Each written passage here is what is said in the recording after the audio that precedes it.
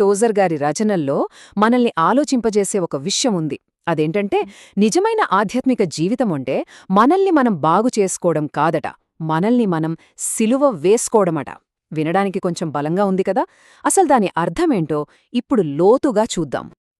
ఈ ఆలోచనకు ఆధారం అపోస్తలుడైన పౌలు చెప్పిన ఒక మాట. ఆ మాట వింటే చాలా ఆశ్చర్యం వేస్తుంది. ఏమన్నారంటే, నేను క్రీస్తుతో పాటు సిలువ వేయబడ్డాను, ఇక బ్రతికేది నేను కాదు అని. అసలిది ఎలా సాధ్యం? ఒకేసారి చనిపోయి అదే సమయంలో బ్రతికి ఉండటం. ఈ ఆలోచన వినడానికే చాలా వింతగా ఉంది కదూ. కాని సరిగ్గా ఈ వైరుధ్యాన్ని మనం అర్థం చేసుకున్నప్పుడే ఒక లోతైన ఆధ్యాత్మిక అనుభవానికి దారి దొరుకుతుంది. సరే, మరి టోజర్ గారు ఈ సందేశం తన కాలంలోని సంఘానికి చాలా అవసరమని ఎందుకు నమ్మారు? ఎందుకంటే ఆయన ఒక ప్రమాదకరమైన ట్రెండ్ని గమనించాడట. దానికి ఆయన పెట్టిన పేరు సులభ విశ్వాసం. మరి ఈ సులభ విశ్వాసం అంటే ఏంటి? అంటే అంతా మనల్ని మనం ఎలా మెరుగుపరుచుకోవాలి అనే దానిమీదే ఫోకస్. ఆరాధన అనేది ఒక ఎంటర్టైన్మెంట్ లాగా, లోకంతో రాజీపడిపోవడం లాంటివి. కానీ టోజర్ ఏమంటారంటే, బైబిల్ చెప్పే సిలువ వేయబడిన జీవితం దీనికి కంప్లీట్ ఆపోజిట్.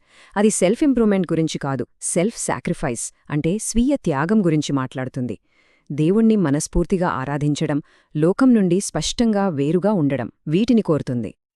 ఇలాంటి మార్పు వల్ల వచ్చే ప్రమాదమేంటంటే, విశ్వాసమనేది లోపల మండే ఒక అగ్నిలా కాకుండా కేవలం పైకి కనిపించే ఆచారంగా మారిపోతుంది. చివరికి ఏం మిగులుతుంది? ఆరాధన లేని రూపం, అర్థం లేని మాటలు, నిజాయితీ లేని సంప్రదాయం. అంతా డొల్లా అనమాట. అంతా పైపైనే, లోపల మాత్రం శూన్యం. సరే, ఈ సులభ విశ్వాసానికి ప్రత్యామ్నాయం ఏంటి మరి? గ్రంథం మన ముందు ఉంచే పరిష్కారం అదే సిలువ వేయబడిన జీవితం. ఇక్కడ మనం గుర్తుంచుకోవలసిన ముఖ్యమైన పాయింటేంటంటే, ఇది మనల్ని మనం బెటర్ చేసుకోవడం కాదు, మనల్ని మనం దేవునికి పూర్తిగా అప్పగించేయడం. వినయంతో, విధేయతతో చేసే ఒక సంపూర్ణమైన త్యాగం, ప్రభువుకి ఇష్టమైన బలి. ఇది చూస్తే మనకు రెండు కంప్లీట్ డిఫరెంట్ వాల్యూ సిస్టమ్స్ కనిపిస్తాయి. ఒకవైపు లోకం, దాని దృష్టి అంతా భూసంబంధమైన సుఖాలు, మనుషుల మధ్య పేరు ప్రఖ్యాతుల మీద ఉంటుంది. కాని మరోవైపు ఈ సిలువ వేయబడిన జీవితముంది. ఇది దేవునిలో ఆనందాన్ని, ఆయన దృష్టిలో మనమెలా ఉన్నామనే దాన్ని చూస్తుంది. ఇది టెంపరరీ లైఫ్ గురించి కాదు, ఎటర్నిటీ కోసం జీవించడం. అందుకే ఒక విశ్వాసి జీవితం లోకం కన్నా చాలా భిన్నంగా ఉండాలి. ఇది కేవలం మన ప్రవర్తనలో మార్పు కాదు, మనం పూర్తిగా ఒక కొత్త సృష్టిగా మారాలి. అసలు ఈ లోకానికి చెందని ఒక కొత్త జాతిలా బ్రతకాలి. అయితే ఈ దారిలో నడవడం అస్సలు సులభం కాదు. దీనికి మనం ఒక పెద్ద మూల్యం చెల్లించాల్సి ఉంటుంది. మరి ఆ మూల్యమేంటంటే సంపూర్ణ సమర్పణ. ఈ సమర్పణకు కొన్ని అడ్డంకులున్నాయంట.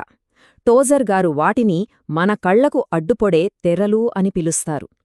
మొదటిది గర్వం అనే తెర. అంటే మన ఫోకస్ అంతా మనమీదే, మన గొప్పతనం మీదే పెట్టుకోవడం. ఇక రెండోది స్వీయ చిత్తం. అంటే మన సొంత కోరికలకే దేవుని పని అనే ముసుగు వెయ్యడం. అంతేకాదు, దేవునికివ్వాల్సిన వాటిని ఇది నాది అని పట్టుకో కూర్చోవడం, పరిస్థితులు చూసి భయపడటం, ఇవన్నీ కూడా దేవునికి మనకీ మధ్య అడ్డుగోడల్లాంటివి. వాటన్నిటినీ పక్కకు తీసేయాలి.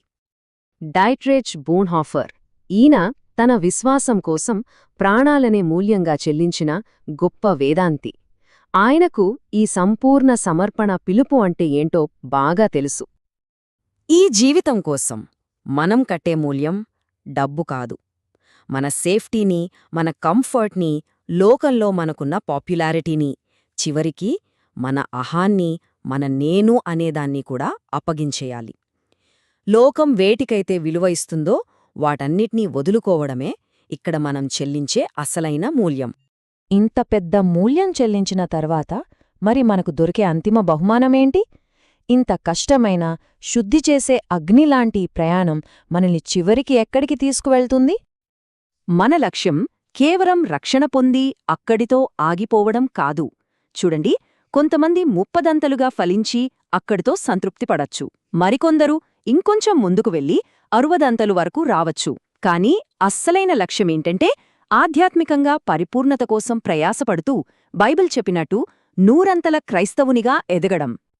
ఇది మనకు రక్షణ యొక్క అసలైన ఉద్దేశాన్ని గుర్తుచేస్తుంది.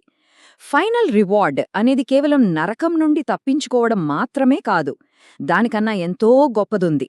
అదే క్రీస్తులాగా మార్చబడటం. నిజంగా లోతైన బహుమానాలు మనకెప్పుడు దొరుకుతాయంటే శ్రమల నుండి పారిపోయినప్పుడు కాదు, ఆ శ్రమల మధ్యలోనే దేవుణ్ణి ఆశ్రయించినప్పుడు. అప్పుడు మాత్రమే మన జీవితాల ద్వారా ఆయనకు మహిమ కలుగుతుంది. సరే, ముగింపుగా ఈ విశ్లేషణంతా మన ముందు ఒకే ఒక లోతైన ప్రశ్ననుంచుతుంది. మన జీవితాలపై ప్రభువు యొక్క సౌందర్యం ఉండటమంటే అసలు అర్థమేంటి? దానికోసం మనం దేన్ని త్యాగం చేయడానికి సిద్ధంగా ఉన్నాం? ఆలోచించాల్సిన విషయం.